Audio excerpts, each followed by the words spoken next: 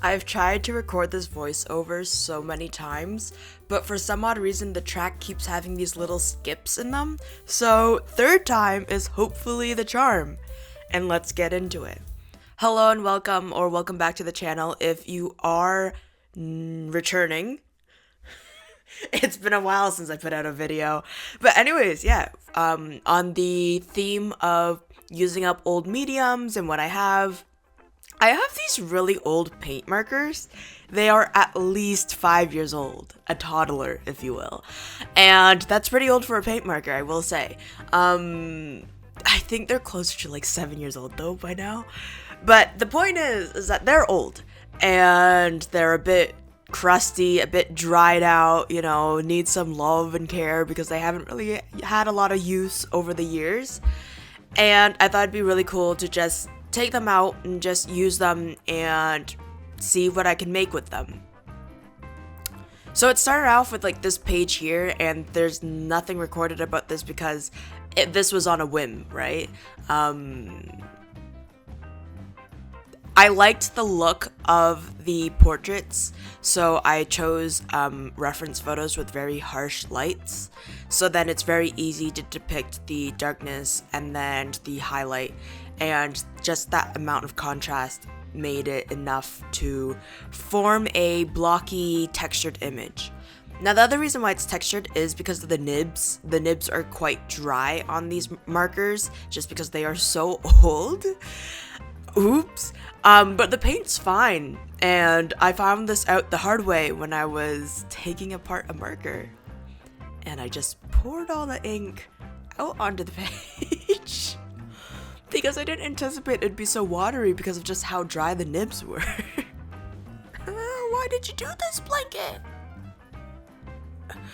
Anyways, but the point is that like after the blue, like this page, I decided to fill out a whole spread of just paint markers and messing around with it, because that's sort of like the spirit of this year, is just exploration and doing random stuff. So I just played and I picked like a lot of high contrast portraits that has the very harsh darks and very light lights, because all mediums have their pros and cons, and for these ones specifically, the nibs are quite large in comparison to the size of the portraits. And then on top of that, you would think that you can only get like either opaque or nothing at all. Turns out though, if you just don't press the nibs, they dry out, and that can sort of help you with the shading aspect of it and just like sketching-ish situation. So that's sort of what I used, and like I took advantage of like the texture and whatnot just because I love texture. So yeah, starting off with like a few portraits, there were some that I definitely loved more than others, and others that I didn't really like. I have 4 different paint markers. 2 of them were from Minnesota, and they're like a thinner tip. And then there are the Chunky Boy, which is this yellow one, which I love the color a lot, but the nib is very thick. And I've used it before actually for, I think I named him, David or something like that a while ago. And I had to take like a paintbrush to it, which is fine.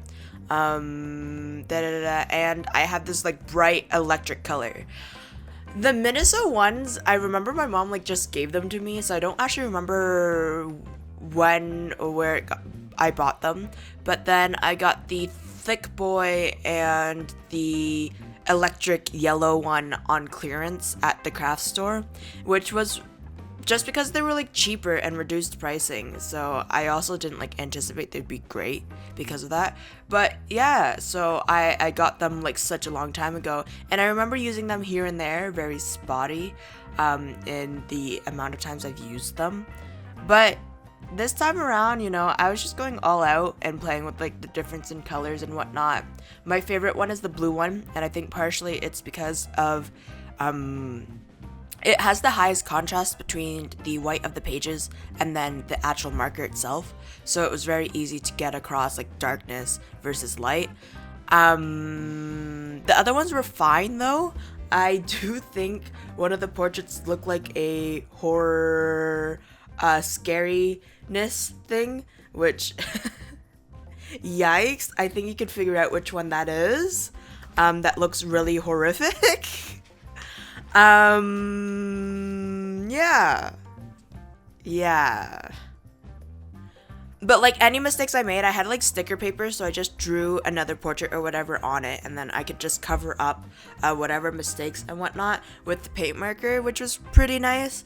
It's definitely a lot brighter of a spread, and I think that's something that sort of kind of makes a sketchbook in a way. I know if someone's like applying for art school and stuff, and they have to present a sketchbook, include spreads that are colorful, not just like studies or like black and white and pen. They have to have some sort of color, I think, because they really like anchor your attention. Even if you do something like a black ink focus, but then you have like some color washes in it. Just because out of so many sketchbooks that I filled, like they start to feel really dreary if you just stick with like graphite or something along those lines, and you don't do completed pieces, you only do studies. Just because it lacks like interest and contrast. It's not to say that you couldn't do a full sketchbook with just black and white, but just having like some finished pieces and some high contrasting pieces against sketches really help to make a difference when flipping through sketchbooks, especially in those applications. Hi, yeah, current blanket editing. I don't know why I'm speaking as if I've applied to art school. I applied to graphic design, which they did not require a sketchbook flip through type thing. They just required a portfolio. So I don't know why I talk like I'm an art student who knows the hassle. I've just seen a few, but I can't really say like, take my advice, you know? Don't know why I was so opinionated, I guess, throughout the whole video actually. But yeah, I'll let you get back into that. When it comes to like fooling around and messing around, it doesn't really matter, especially if you're just practicing and you're not doing something sort of like high pressure, like going into art school or whatever. But yeah, I thought this is by far the most colorful spread that I've done though. There's like a bit of yellow in the sketch, or a bit of red in the sketchbook, blue because I have the blue inks and whatnot, but I usually lean towards graphite. I think that's my most comfortable medium that I have. So this was definitely stepping outside of the usual. But it was still really fun to like even just apply the marker to sticker paper and then being able to like paste them on, doing some like sticky notes and stuff like that. And it just brings a lot of contrast to the overall sketchbooks, and it's just experimental and fun. So I really enjoyed doing this spread. In saying trying like new things and whatnot, I actually was going to post some things on Instagram, especially like the first few portraits and whatnot, and then the spread. But I haven't really gotten into really doing Instagram. So the thing about doing freelancing, and especially because I've been wanting to get back into art and doing it like more consistently, because I do not do it consistently. Maybe it's because I'm juggling too many things and I can't really juggle. But like I have a lot of projects on the go. But I've been trying to like get back into drawing and creating more consistently. And usually that includes like posting on Instagram and extending your reach that way and whatnot. But I had a little struggle, and part of the reason is because if you're starting like art for social media, do it separately and keep it separately from your personal life. And I say this because like it could depend very much on you and how much they're attached to each other, but my personal life is a lot different than my art life, because like obviously my personal life is people that I've met in real life, and that's how I became their friends, is because we were like in the same classes and whatnot.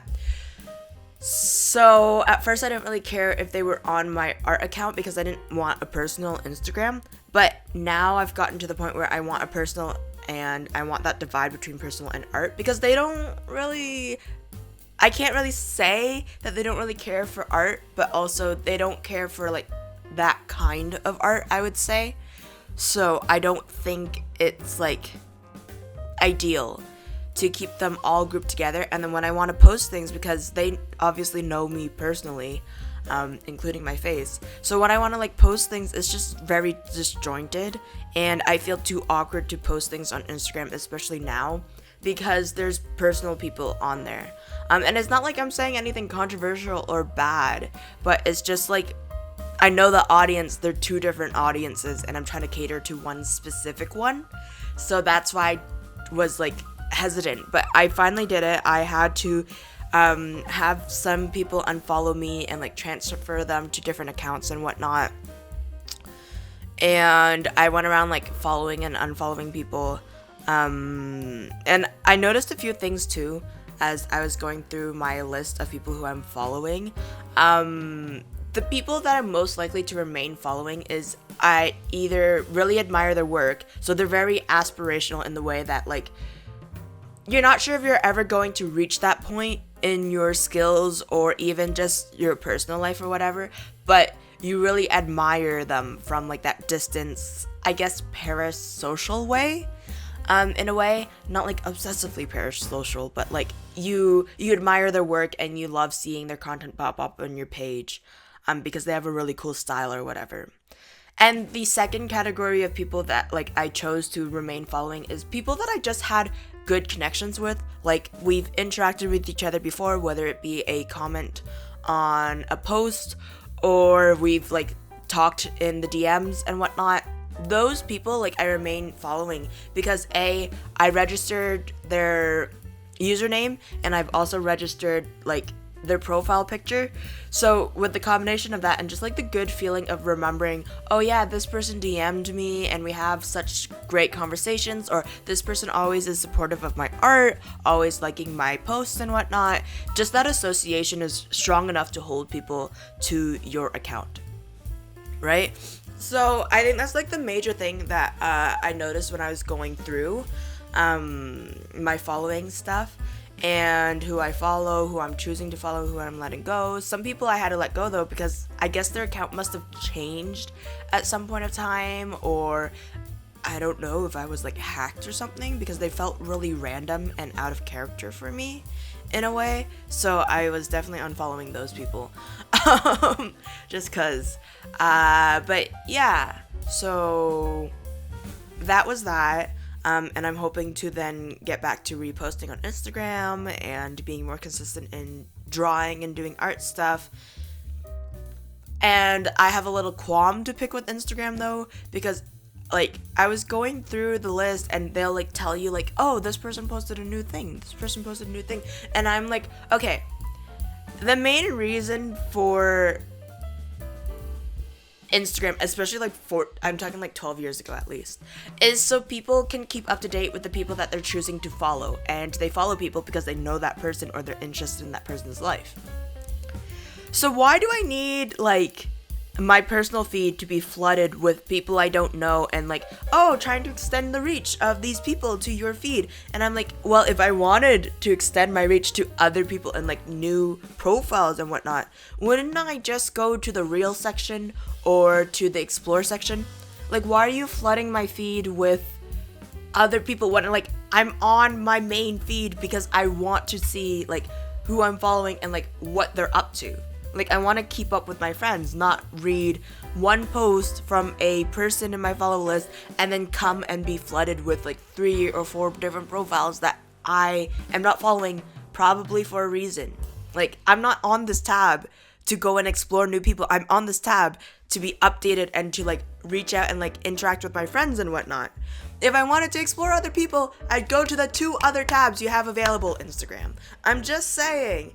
And I don't know if like the new updates and stuff will like change that, or has that changed, but I'm talking about currently speaking, that's not ideal. Right? And it sort of turns me off of wanting to go on my personal feed because it's just going to offer me like things that I don't want to see. And I think that's really just annoying, that it's like I want to see what so and so has done and so has done consistently, so then I can like update myself and stuff like that. And I get like if you're trying to like design it so people doom scroll more on it, but also I'm just upset with it, and it also turns me away from wanting to use the platform, because I'm like, well, you're not letting me like get. If I cannot see the people I follow's feeds, then why am I posting on Instagram? Because yeah, I'm gonna meet a whole bunch of strangers, but those strangers probably won't follow me because it just doesn't feel consistent.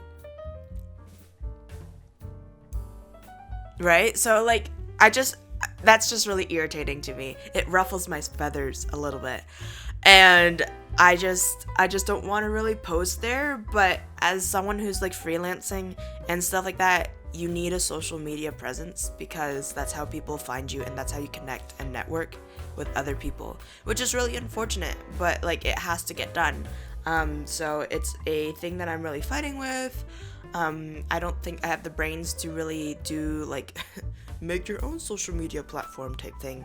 And yeah, so I'm just gonna suffer with the rest of you guys. You guys probably might feel the same way too. But yeah, so here we go again. I hope you guys really enjoyed the spread. I enjoyed making the spread. The outcome is like a 50-50, I guess, depending on the day. Some of the portraits are really cool and whatnot, and I love the texture of it. And I really enjoyed the experience of like making the spread and cutting loose and just doing like collage stuff and layering and whatnot. It was really fun to do that. No bleeds through the paper really, although it is ghosting through. I can see it, and that's despite the spillage that I've had. But it definitely ghosts through.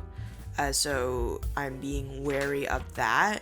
But yeah, so I've enjoyed the process. I enjoyed the little like stickers especially, and I hope you guys did as well. I also hope you guys all stay safe, stay hydrated, and hopefully it's been such a long time that I just can't remember how I exit videos.